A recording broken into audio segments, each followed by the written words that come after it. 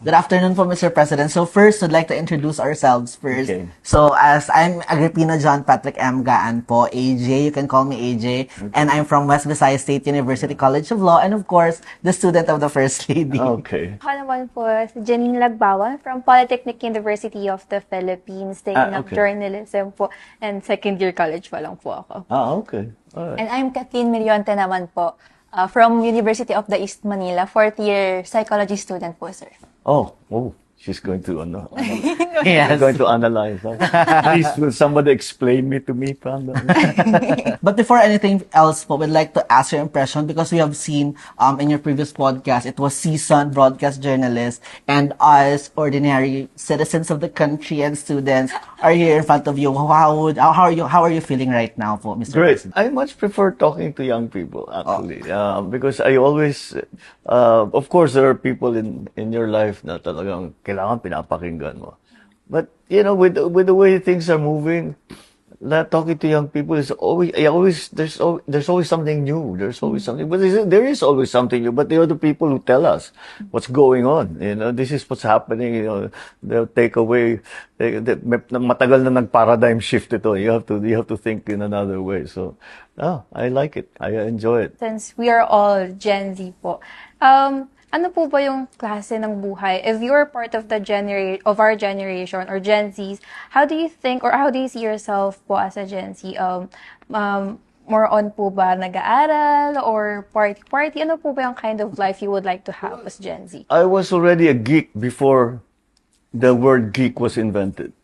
I was one of those people who just, I don't know, they just pick up all this information, pick up all of it. I would be so happy because the level of information that's available to everyone now, not necessarily a good thing, but the level of it, the volume of information that's available now. My God, it's so interesting. You can look up anything. I wish I had ChatGPT when I was having to write essays and it's 2 a.m. and hindi mo pa natatapos yung essay mo. So, sir, you mentioned po about the use of ChatGPT po in our generation, sa Gen Z po. So, one thing that concerns me po about the ChatGPT or AI in general po is that it's undeniably a threat to us po, especially students, employees, sa workforce po ng Pilipinas. So, I'm wondering po na kung magkakaroon po tayo ng regulation about AI po, na pwede po nating implement nationwide. I know, but we are all discussing. Pinag-uusapan namin yan dahil sinasabi kahit anong gawin natin, nandiyan parating hindi parating ang AI, nandiyan na. Dadami lang ng dadami yan, dadalaki. I was doing making a list of subjects around AI that I wanted to discuss during the ASEAN. So, sinimulaan ko, simple lang, AI and education, AI and infrastructure, AI and renewables. Walang katapusan yung listahan. It does not end. Yes. The longer you want, the more time you spend on it, the longer that list will become because it's going to touch everything. And it's important for us to understand it. That's why it's not so easy. May kasabihan yan eh. Legislation is always years behind technology. And the reason is, generally, legislators do not immediately understand technology. Meron medyo techie na nakakaintindi, pero karamihan hindi. So, what will you legislate? What's the best way for the Philippines to take full advantage, to maximize the use of AI? The other side of the equation is, what are the things na kailangan bantayan natin? Ayan na, yung mga fake news, yung mga misinformation, yung mga disinformation, etc., etc. I wanted to ask you guys, there's one thing I don't understand about the life on the digital life, is the bullying. Yes. Exactly, sir. Because I think po with our generation and the succeeding generations after us, most of the airtime or the screen time, we are spending a lot of time on gadgets and social media. Yeah. And when you are going to experience such bullying, you are being put into public scrutiny, wherein some of the people would get the ride on that specific issue, or like would the comment. It's not only the one person, but the comment also of yung mga ibang tao din Yung na nakikiride without even knowing the context. In the previous years or yung mga taon na physically yung bullying po na nangyayari, when it comes to the bullying po on this generation, nag-i-stay po talaga siya. Even if years passed by, you can always go back or lagi pong uungkatin ng tao yan. Hindi po siya talagang mawawala sa sistema nila. Lalo pa po kapag kilala ka pong tao. Siguro po it's the rise then of the cancel culture in our generation. Wherein Isa pa yun. yung cancel culture po, one single mistake and all the things na nagawa mong maganda would be, matatabunan na po siya ng isang problema na nagawa mo, which would greatly affect one's mental health. Actually, ako din po, I mean, as someone din po who has experienced such difficulties, mental health po kasi, especially in our generation, is still a taboo.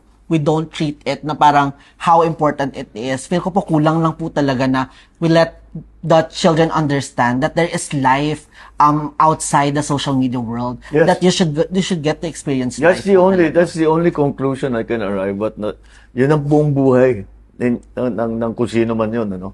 Basta yung buong buhay niya is online. So what goes online, that's the only important, Yes. that's only things, not what goes on in real life. I think po, para po ma-prevent po natin siya in some way, would be, of course, to educate proper online etiquette po talaga. Netiquette, if what we call it po. Ganyan po. Kasi, yung social media is a very huge part of our daily lives na po talaga eh. We are, in the Philippines, we are one of the greatest users of the internet. Maybe it's just my own experience. But some of the people that bullied me in school became some of my best friends. They really did. Oh, di ba? Naging kaibigan mo eh. Okay naman talaga eh. Yun lang, siguro, nakita ka, gusto ko lang buwisitin, di ba? Di ba? We are curious po about your mental well-being, Mr. President. Everyone knows po how immense your role is po sa Pilipinas, sa government po natin. So, despite all that, kamusta po ang mental health mo, sir? I'm fine. Siguro over the years nasanay na rin ako sa may malaking advantage ako dahil yung father ko naging presidente. Yes. So for 20 years napapanood ko siya. Sabi ko, alam ko pa ang hirap na trabaho ito. So you have to learn to manage it. Una akong umupo, ayaw kong mag-break. Kasi ang daming trabaho eh. Pero you have to teach yourself that kailangan mo mag-break. Yes. Kasi you're not as clear in your thinking when you start to get tired, o hindi ba? Or you're not as fast. And I've always been ang sistema ko pag may malaking problema, my approach is always like this. I said, learn everything about the problem. Then go away and do something else. Do something completely different na hindi mo maiisip. Yes. You come back, usually you have a new idea. Usually that works for me. So you have to take that break somehow. I don't mean vacation, 2 months vacation. I'm talking about taking 3 hours off, right? And doing something, I don't know, listen to music or make kwento with your kids or something. But something different. I've been through hell and high water. You know, I don't panic anymore. I don't, hindi na ako natataranta. So that's my advantage. Thank you for that, sir. Maybe we'll try to do that po. Yes. In your case po, ano po usually ginagawa niyo po during that break? The one of the best things for me for relieving stress is exercise. It really, really helps. Maybe we'll exercise later. And in relation to that question, what is, given that there's a lot going in your plate, what is that personal why of your leadership? Parang it's not in the press release, but what drives you, what excites you the most in serving our country, Mr. President? I'm here to serve. I'm not here for myself. I'm not here for, but I really think that there are many things that I could do. And I say, you're not yet doing it. Di mo pa natatapos. Go, go, go, go, go. Keep doing it. Keep working, keep working, keep working. Kulang pa, kulang pa, kulang pa. At saka, ang katotohanan dyan, lagi naman magiging kulang yan eh. Kahit ilang taon mo na trinabaho yan, kulang pa rin yan. Kasi hindi nagtatapos yung trabaho. But never mind, you just have to keep going. You have to keep going until you drop. Now po, na-question po namin your life as a president. How about in a different perspective? Do you once wish to live in a different family background? Or naisip niyo po ba na, if I'm not living as in a political background, what kind of life you would like to be po? Oh my gosh. Would I want to have been born into another family? Absolutely not. I still consider, para ang tingin ko sa sarili ko, ako na ang pinakaswerteng tao na kilala ko. Wala na akong kilala na tao na maswerte pa sa akin. Dahil ganyan ang naging ama ko, ganyan yung mother ko, dyan ang naging experience ko. Kasi lahat naman ng experience, kahit hindi ka nag-enjoy, may natututunan ka eh. Di ba? Yes. It was Nietzsche, di ba? What doesn't kill you? Pero sir, say if you weren't born po as If I wasn't born in my family, you know what? I'll tell you something. That when I was young, I really did not want to enter politics. At saka medyo nadidismaya na sa akin yung magulang ko. Kasi, akong lalaki, isa akong lalaki. Pero ayaw na ayaw ko. Sabi ko, nakita ko yung magulang ko, ang hirap ng buhay nila, ang daming sakripisyo. Sabi ko, ayoko na, yung matahimik lang na buhay. That's why I went to business school. Pero, hindi ganyan ng buhay. Hindi mo ma-predict eh. Kaya dito ako napunta. Not that I regret anything of it. I do not regret one day. Since every public role po requires a sacrifice, what do you think? Or ano po yung sa tingin nyo, yung nilet go po ninyo when you became the president? Nga na-miss nyo po ngayong gawin, na hindi nyo na po nagagawa since naging presidente na po kayo? Tulog. Parang hindi lang presidente yung Mahirap matulog. Mahirap buuhin yung tulog. Dahil, kung minsan matatapos ka ng late, pero kahit na matapos ka ng late, mayroon pang kaunting gagawin na kailangan kang basahin para mag-ready sa the next day. Tapos, dahil marami ka masyadong iniisip, pagka nagising ka, may some noise or something, o kinagat ka ng lamok or whatever, paggising mo, ang hirap nang bumalik sa tulog kasi papasok na naman sa isip mo yung mga kailangan gawin, yung mga paano kung ganito mangyari, paano kung ganyan magkapalanop-lanop. How are you naman po as a father? How do you discipline your child or your children? Or how do you set being a role model po para sa kanila? That's one thing that I truly believe in, is that you teach by example. Because in my own experience, all the things I learned from my father, hindi yung, upo ka rito, the lesson for today is ganito, ganyan. Walang ganon.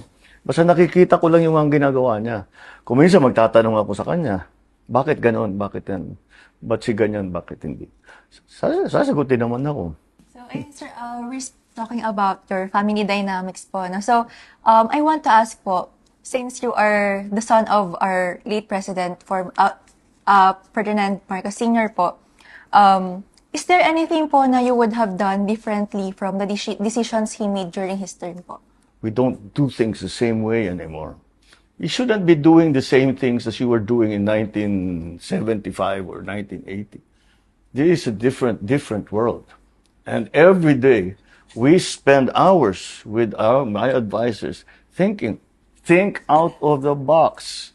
Stop thinking the same old way. It doesn't work anymore. My hope, and the reason the structural change is important, is because kahit wala na ako rito, sana yung mga pagbabagong na simula namin o na tumatakbo na, matuloy-tuloy na para hindi na matanggal. Do it in such a way that it will continue, it will even get better, especially if we choose our presidents well. So that's what's behind all of that. I'm curious po, is there anything na tinuro po ng father niyo po sa inyo na you still apply up to now?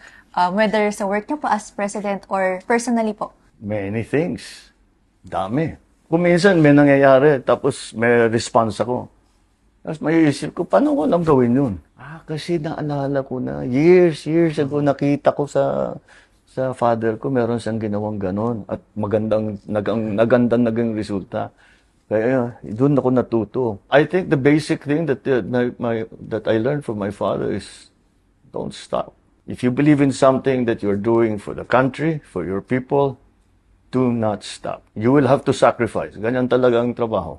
You will have to sacrifice. Masasaktan ka, you will have to make sacrifices, but don't stop. You will fail. You have to stand up again. Don't stop. Don't stop. Don't stop.